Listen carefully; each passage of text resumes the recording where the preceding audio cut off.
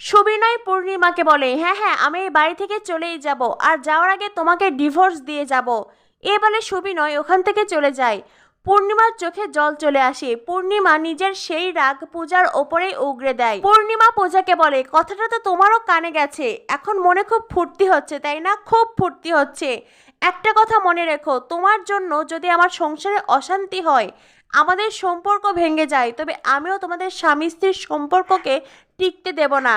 এমন হাল করব তোমরা স্বামী স্ত্রী একে অপরের দিকে তাকাতে পারবে না। তোমাদের সম্পর্ক আমি ভেঙে ছাড়খাড় করে দেব, বলে দিলাম। এই বলে পূর্ণিমা ওখান থেকে চলে যায়। এদিকে মহারাজ আর প্রিয়াঙ্কা একটি ক্যাফেতে এসেছে। প্রিয়াঙ্কার গায়ে হলুদের সাজ।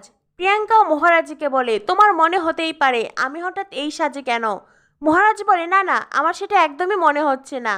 আর তাছাড়া আমি আপনাকে সাহায্য করতে এসেছি। আপনাকে আমি যা করতে বলেছিলাম আপনি সেটাই করেছেন। আমার কথা শুনে দাদাকে আপনি সব কিছুই বলে দিয়েছেন, কিন্তু দুর্ভাগ্যবশত দাদা আপনার কোনো কথাই শুনতে পায়নি।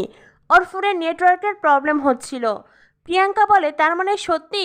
আমি ভেবেছিলাম সোম হয়তো আমাকে লজ্জা দেবে না বলেই কথাটা অস্বীকার করেছে, আর সেজন্যই ওর মায়ের কাছ থেকেও কথাটা আড়াল করেছে। আর তাই তো মা এখনও আমার সঙ্গে ভালো করে কথা বলছেন।